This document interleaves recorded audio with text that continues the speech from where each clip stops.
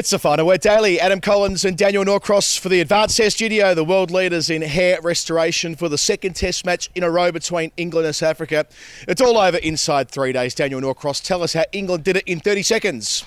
Well, they had a mountain to climb at the start of play. 21 without loss. They were going to need to bat for 2 days. Did they climb the mountain? Well, they got to sort of first base, really, and then they slid catastrophically down, as the new ball did for them, picking up those last 5 wickets in next to no time. Ollie Robinson, Jimmy Anderson, they were the destroyers. Anderson still can't quite get onto the honours board, but it was a curious match, which England ended up winning by over an innings. They are now just ahead, I think, on goal difference. We go to the Oval, 1 apiece. So England get the job done. I think it was 5:45 local time on day 3. Those last 5 wickets fell for 7 runs in 30 balls. So they had the second new ball for 31 deliveries, and that was sufficient to get the job done. 7 for 38 after tea when Ben Stokes opened the game up. They went to tea South Africa at 141 for 3, and considering they lost 3 wickets in the first hour of play today, Anderson with an absolute beauty to Elgar that we'll come back to, I'm sure. Ollie Robinson finds an outside edge. Stuart Broad finds an outside edge after a little bit of drama. And then Rassie van der Dussen walks down the steps belatedly. It took a while to walk down there. That might have been on account of the fact that he's got a bung finger, joining Keegan Peterson. And those two did such a great job. I mean, it wasn't without a degree of luck at times, but they put in a real shift. I think they added 53 runs across that middle session, a wicketless session for England. And for a time, you're thinking, well, if these two guys are batting at stumps and they can see off that second new ball, it's game on potentially on day 4 and day 5, because they'll be bowling fourth. Instead, Ben Stokes bowls a 14-over spell, reminiscent of the spell that he bowled against Australia at Leeds back in 2019, in terms of just how hard he was pushing himself, and then 2 wickets in no time after tea to remove both of the set men. And once that second new ball arrived, Anderson and Robinson took it. It was a procession. Yes, it really was. I mean, that spell, let's go back to that spell, because I think Ben Stokes has bowled the 3 longest spells by a pace bowler or seam bowler in the last 10 years in England. 14 overs. And, bear in mind, this is a man we were worried about his knee. It had locked up, it had jarred when he was batting. 14 overs. He didn't go to root. He went to root at the start of the day for a couple of overs, and we were all expecting, Stokes has come in, he's picked up a couple of wickets, he's broken the partnership. Just, there's 8 overs to go to the new ball. Just bowl a bit of root, bowl a bit of leach, maybe bowl a couple of overs abroad in the lead up if he's not going to take the new ball, if what you're trying to do is protect Anderson and Robinson. But no, he said, no, I'm captain, fantastic, I'm just going to keep going. 14 overs is utterly ridiculous. There was one point when he literally was in the dirt. He was covered in the stuff all over him. He has this kind of, I say limp, he kind of favours one leg over the other, and the determination just to get the job done and get it done sort of today was incredible. It meant that when Anderson and Robinson took that new ball, they were fresh as daisies, and the ball zipped off the pitch. It was this season we've talked about it over and over again, the balls, but every different test match gives a different example of why these balls are a little bit inadequate, really, because they offer so much. First up, they were really zipped off the pitch today when they took the new ball, and yet the afternoon session, you're watching a completely different match. Stokes normally would go in with the bumper barrage when he wants to change things around, come with the bumpers. He's got Rassie van der Dussen with that busted finger, as you say. We were thinking, well, he's going to be aiming at that. Well, he tried damn hard. He did the Harold clap and sent the bodyline field, if you know what I mean, out into its weird configuration. But he couldn't get it up above waist height, and this wasn't for want of trying. It wasn't for want of strength or anything like that. It's because the ball's so soft. When it bangs into the, into the dirt of the Old Trafford pitch, it just sort of gets up to about waist height. So it wasn't discombobulating anyone. So then he went to reverse swing, and he said something quite interesting in the interview I did with him for the TV highlights today. Actually, he said that he gets Root to look at the ball and tell him when he thinks it's going to reverse. So this morning, Root bowled a couple of overs, partly to give it a bit more scuff, and partly so Root had the ball in his hand and he could peruse it, and he pronounced, there's a bit of reverse already. Jimmy Anderson said it reversed virtually from the off today. It was strange. It was so dry, I think, here, but the ball itself had got scuffed very quickly. Remember, it was only 9 overs old when the day started. But which made it initially bewildering that Root was bowling. I thought it was a change of ends for Leach potentially. That was my first impression, or they were just trying to you often see this with even when Root was captain himself, he'd bowled himself at unusual times, but to bowl a second over, I didn't see that coming. They eventually get into that groove with Anderson and Robinson. I mentioned they both take wickets. Anderson to Elgar, Daniel. I mean, this guy, James Anderson, he's a freak, isn't he? I mean, his pace is as good as it's been at any stage in the last 10 years, so no concerns there. His body is good to go. He was talking on television then about he takes more care around his preparation and his recovery than he used to because he knows that any small niggle could turn into a big niggle or maybe a season-ending injury. So he never kind of subjects himself to that degree of risk. But when he's out on the field, it could be Anderson at age 30, not age 40, with the pace and the zip. And he made another really interesting observation. The quote was something like, "I'm no longer a defensive bowler." And I don't think he was being critical of the Root Silverwood regime in saying that. It's more that McCullum and Stokes just want him to go out there and be an old-fashioned strike bowler and not have to bowl back of a length and bowl at, I guess, an economy rate of 1.5 or 2 or something like that to dry up an end. He's only on to take wickets, and they don't overbowl him. Whereas before, I'm not saying he was overbowled before either, by the way, but simply that they would bring him on to stem the flow. You don't see that these days with him. He's there to be the number one, to be the numero uno, and we saw that in 2 of the spells that he bowled today. Absolutely. The wicket that he got when he got Elgar out, I mean, that was an absolute perler, wasn't it? And it was a setup. You know, there was setup. in, that's the bit, isn't it? That's the magic. Yeah, and you know, when you watch him, I think that's the joy of it. He's a lot of people get great pleasure out of watching spin bowlers. I do, certainly, but part of that is because we're watching them tease a batter, you know, with their lines and with their lengths, moving them around the crease. Well, Anderson does that as a swing bowler, as a pace bowler. And it was beautiful to watch. They had this constant line from around the wicket into Dean Elgar. They weren't going to stray from that. And I had questioned it a little bit because there was one ball that's been bowled to Elgar in the whole series from over the wicket. I think it was by accident. I think Matthew Potts forgot that it was Elgar. And Elgar was actually given out caught behind. It was overturned on referral for a little inside edge. And I thought they might try the odd ball, but no. He comes round the wicket, and then to get that ball to hold its line and to knock out a stump, there's a few more beautiful sights in cricket than that. He's just a joy to watch. He's masterful. And then, as you say, with the second new ball, he got that wicket of, was it Harmer, who we bowled through the gate? Absolute beauty. Yep. Kissed the top of the stumps. It was quite the day. I mean, for him especially, but the whole England bowling unit. Stokes wanted to talk about them all because the ball is so difficult to get wickets and to extract any life from. It's just as bad for the spinner. You know, Leach, if he's going to be really effective, needs a newish hard ball, just like the seamers do. But he plugged away, bowled so many overs, and I think South Africa might have missed a little bit of a trick. They were a little bit traditionally South African in deciding that they were going to grind England down. And I know Van der Dusen were going to struggle to do that because he's got a broken finger. He's out for the series. It's confirmed today. He's not going to be playing at the Oval. Oh, right. Okay. So we got that just now. So I thought maybe Peterson, who's an attractive batter, he's got a lot of fluency to his game. I thought he might have tried to push Leach off his lengths a bit, but they didn't. They just propped forward. And what happened was, when they're going at 1 and over, as it's ticking down to when the second new ball comes, they've gone nowhere. Gone absolutely nowhere. So.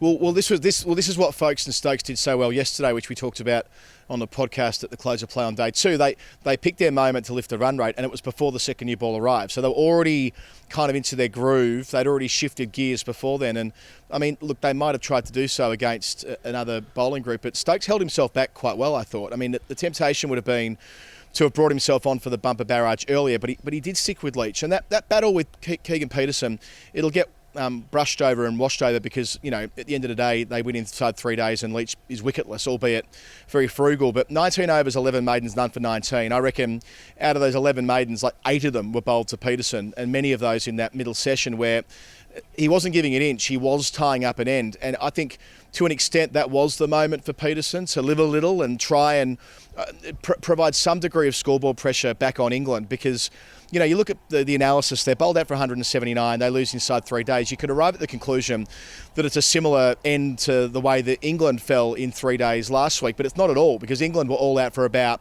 the same score inside 30 overs. South Africa batted for 86 overs, but at no point did they kind of think, well, our best chance of getting England into a spot where they might snatch it a wee bit is to be in the black, but they end up falling well short of that and lose by an innings and 85 runs. But yeah, if they were ever going to do it, it was probably around overs 55 to 75, and they were still going, as you say, at like kind of 1 or 2 and over, and that predates when Stokes gets busy with that old ball just after tea. Well, exactly, and I think if you want to understand the difference between, we've got to find another word for it, but Bazball and what England would have done at other times and what other teams around the world do, is it's exactly what South Africa did there. England's response to being behind is to attack. Now, of course, if it doesn't come off, it looks a bit like abject surrender, doesn't it? It isn't, but that's what people interpret it as, I think. And it sort of looks ugly because Test cricket is set up for digging in and fighting and being attritional. And these are all traditional South African virtues. Vernon Philander on commentary was kind of loving the attrition and, trying to grind England down. But England's batters in that situation would have said, right, the only way we're going to get back into this is to come hard at those spinners, force them to make changes, force their bowlers, their seam bowlers to come on, perhaps, so that they're a bit more tired when the new ball comes. So that's the tactic. It's about being positive, and it's about when you find yourself cornered, coming out fighting, rather than taking up a defensive posture and trying to build a wall around yourself. Because, once that second new ball comes, especially on this pitch, it's a bit of a cliche. We've been saying it for the last 3 days, but it's a new ball pitch, and so you've got to be somewhere by the time that new ball comes, and they weren't. And that's the difference between the two teams. I think you're right, and also mindful of how many outstanding wicket-taking deliveries the England bowlers had stitched together across both innings. But looking at it today, we've already reflected upon the Anderson setup of Elgar early on. Robinson in the channel where didn't know whether to play or leave. In the end, did neither. Caught behind. We had Stuart Broad getting Markram a conventional dismissal in the end, but the wicket that was chalked off the no ball when he was bowling his first over of the day. By the way, Broad coming on third change. There wouldn't be too many Test matches in England where Stuart Broad comes on as the fifth bowler. I can tell you exactly. Yeah, it's funny you should ask me because Andy Zaltzman dug it out for us. So he was the fifth bowler used. The last time he was the fifth bowler used was against Australia at the Oval in 2009. When that incredible spell, when Haddad bowled him. That's the first of his. The first of his. I described Streaks. It as I can't remember when he had three. He had 3 Ashes-defining spells in consecutive series, wasn't it? 09 at the Oval, 2013 at Durham, and of course 2015 at Trent Bridge. The first of those was when coming on third change. But he gets a wicket, or he looks to get a wicket with his third ball, I think it was, and what a ball it was. I mean, the stuff you dream of as a quick hitting the off bail and send it, flying over the top of the cordon, only for it to be a no ball. And I tell you what, that's a guaranteed Hall of Fame moment coming up in a couple of moments. But then after as well, we saw Stokes, not so much the ball to Rassie van der Dussen, who looks like he was just spent by that stage and was setting up again after tea and chases a wide one. But the ball to Peterson absolutely exploded. Nothing he could have done about it. And then Anderson, the ball to Harmer, second ball back with the second newie through the gate, jagging back, hitting the top of off. A couple of those wickets that Robinson took at the end as well with fabulous deliveries. I mean, to all of that, I think they picked the right attack. I reckon that, the wobble ball's in fashion. We talk about it a lot on commentary, Norkie, from time to time, especially when we're working with someone like Jared Kimber. But on a surface like this, when the new ball is effective and then it quickly becomes a question of what you can get out of it with seam. Anderson might be more well known for his swing, but he's always been an outstanding seam bowler as well when the ball gets a fraction older.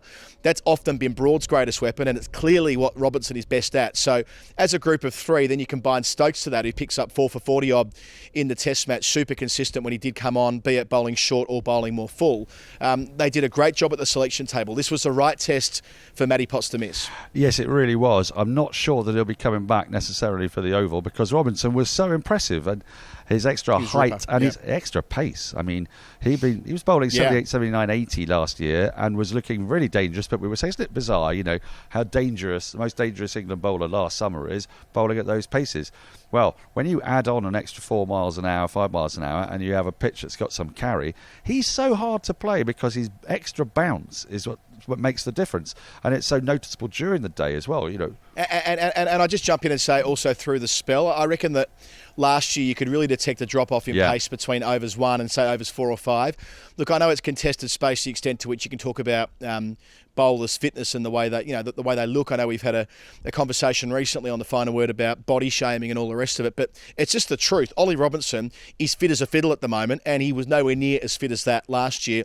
There has to be some sort of causation. It's not just correlation that he's bowling 5 mile an hour quicker through a spell. He's just made a decision to be a different kind of body type, body shape. And that's paying dividends for him now that he's taken the step up. I mean, you see a lot of cricketers make it to the top level, and usually we talk about batters who do this. They get there through first-class runs.